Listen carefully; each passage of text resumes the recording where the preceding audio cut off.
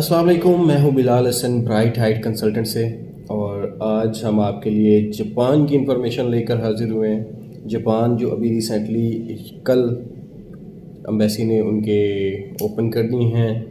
Individual आप वहां पे जमा करवा सकते हैं। इसके लिए अब ज़रूरी नहीं है कि आप वहाँ से किसी ब्लड रिलेशन रिलेटिव से इनविटेशन मंगवाएं या किसी कंपनी से मंगवाएं।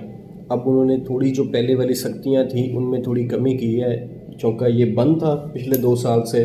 कोरोना की वजह से उनकी विजिट प्लेसेस बंद थी, तो वहाँ पे नॉर्मली विज़िट करने कोई विजिटर जा नहीं सकता था, जिस वजह से उन्होंने टूरिस्ट पर भी पाबंदी लगा दी थी। तो अभी रिसेंटली कल की डेट में ये ओपन हुआ है 10 अक्टूबर को। तो अब चूँकि नया ओपन हुआ है, इसमें अप्लाई करने का लोगों को तरीका बताना चाहिए कि उन्होंने क्या चेंजिंग्स की हैं, क्या उन्होंने नई शराइत रखी हैं, क्या उनकी नई डिमांड्स हैं, उसके मुताबिक, ताकि कोई भी क्लाइंट अगर अप्लाई करना चाहता है, विज़िट करना चाहता है, अकेला या फैमिली के साथ जाना चाहता है, तो उसके पास एक बेसिक इन्फॉर्मेशन होना ज़रूरी है कि अब उनकी पाबंदियाँ ख़त्म हुई हैं, तो उन जो मज़ीद डॉक्यूमेंटेशन में कोई उन्होंने रद्द-बदल की है उसकी इन्फॉर्मेशन भी आपके पास होनी चाहिए। अच्छा, इसमें सबसे पहले मैं बताता चलूँ कि अगर आप इंडिविजुअली अप्लाई करना चाह रहे हैं तो इसमें आपको रिक्वायर्ड डॉक्यूमेंट्स कौन से होते हैं। सबसे पहले आपके पास बैंक स्टेटमेंट होनी चाहिए। देखें, पासपोर्ट, आईडी कार्ड, एफआरसी, तस्वीरें नॉर्मली हर इंसान के पास होती हैं। ये एक नॉर्मल डॉक्यूमेंट्स होते हैं जो हर बंदे के पास यहाँ पे मौजूद होते हैं। जो बेसिक चीज़ें हैं उनमें ये होना चाहिए कि आपके पास कम से कम 6 मंथ की बैंक स्टेटमेंट, जो तकरीबन उसके अंदर क्लोजिंग बैलेंस जो आ रहा हो 1 मिलियन आ रहा हो।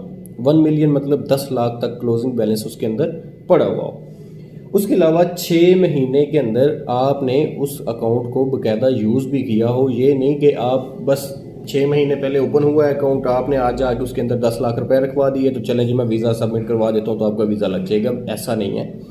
उसके अंदर ये होता है कि आपको बाकायदा वो अकाउंट आपका रनिंग के अंदर होना चाहिए, चाहे आप एक गवर्नमेंट एम्प्लॉई हैं, चाहे आप प्राइवेट कोई जॉब कर रहे हैं या आपको बिज़नेस कर रहे हैं। उसके अंदर सबसे पहले शर्त ये होती है कि आपका अकाउंट रनिंग के अंदर होना चाहिए, ताकि उनको नज़र आए कि ये बंदा सिर्फ इसलिए अमाउंट इसके अकाउंट में नहीं पड़ी हुई कि इसने विज़िट अप्लाई करना है, बाकायदा ये अकाउंट को यूज़ कर रहा है। उसके साथ आपको एक मेंटेनेंस लेटर मिलता है, वो भी आपको स्टेटमेंट के साथ मिलेगा, जिसमें बाकायदा ये बताया जाएगा कि ये बाकायदा मेंटेन इन्होंने किया हुआ है अकाउंट को। उसके अलावा आपकी सोर्स ऑफ इनकम्स पूछी जाती है कि आप अगर एम्प्लॉई हैं तो आपका जॉब लेटर लगेगा। उसके अलावा आपकी 3 सैलरी स्लिप्स लग जाएंगी कंपनी की तरफ से। अगर आप कोई बिज़नेस करते हैं तो उसमें आपका लेटर हेड पैड लगेगा, उसके अंदर आपका विजिटिंग कार्ड होगा, उसके अंदर आपका एनटीएन और चैम्बर वगैरह, ये आपके डॉक्यूमेंट्स होंगे जो आपकी कंपनी के मुतल्लिक होंगे या आपके कारोबार के मुतल्लिक होंगे, जो इसके अंदर ऐड हो जाएंगे। चौथी चीज़, उसके बाद आपका पासपोर्ट है जो कि कम से कम 6 महीने या 8 महीने वैलिड होना चाहिए, ख़त्म हुआ ना हो। उसके अंदर अभी 6 महीने का टाइम हो जब आप अप्लाई करने लगे, या 8 महीने का टाइम, कोशिश करें कम से कम 1 साल का टाइम हो। अगर इतना टाइम है तो आप उसको रीन्यू करवा लें, रीन्यू करवा के उसको साथ लगा लें।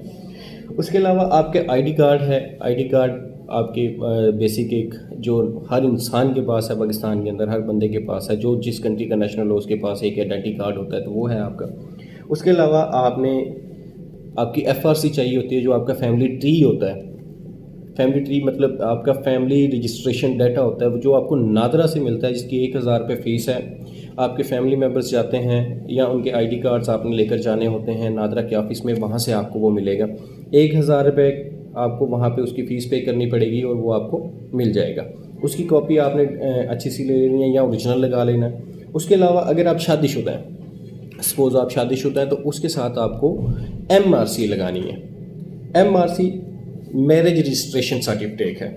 उसके अलावा आपकी तस्वीरें होंगी 2 बाई 2 इंच की, वाइट बैकग्राउंड के अंदर अच्छी सी क्वालिटी के अंदर आपने उसको निकलवाना। रजिस्टर पेपर पे आप निकलवा लें जो उनके अकॉर्डिंग रिक्वायरमेंट के मुताबिक हैं, तो वो आपने साथ लगा लेनी है। इसके अलावा आपकी होटल बुकिंग, फ़्लाइट रिजर्वेशन, वो आप किसी अच्छे कंसल्टेंट के पास जाते हैं, आपको नॉर्मल एक फ़ीस लेकर वो फ़ाइल बना के तैयार करके दे देता है।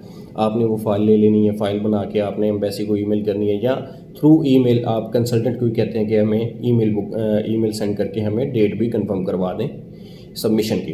تو وہ بھی آپ کروا سکتے ہیں، خود بھی کر سکتے ہیں، خود بھی آپ ان کی ایمبیسی کی ویب سائٹ پہ جا کے وہاں پہ ڈاکومنٹ سارے چیک کر سکتے ہیں۔ اگر آپ اس ایلیجیبل ہیں اس چیز کے تو آپ خود بھی وہ سارا تیار کروا سکتے ہیں۔ اس کے علاوہ اگر آپ خود نہیں بنوا سکتے تو اس میں یہ ہوتا ہے کہ آپ کسی اچھے کنسلٹنٹ سے رابطہ کریں، آپ کے شہر میں کوئی بھی ہے، یا آپ ہم سے بنوانا چاہتے ہیں، ہمارے کانٹیکٹ نمبر جو ہیں ابھی اسکرین پہ آپ کو شو ہو جائیں گے، آپ ہمیں کال کر سکتے ہیں، ہم اس میں آپ کی ہیلپ کر دیں گے۔ تو یہ طریقہ کار ہے اور زیادہ ٹائم نہیں لگتا، 10 سے 15 دن کے اندر اندر آپ کو ایمبیسی جو ہے وہ ہاں نا کا وہ بتا دیتی ہے۔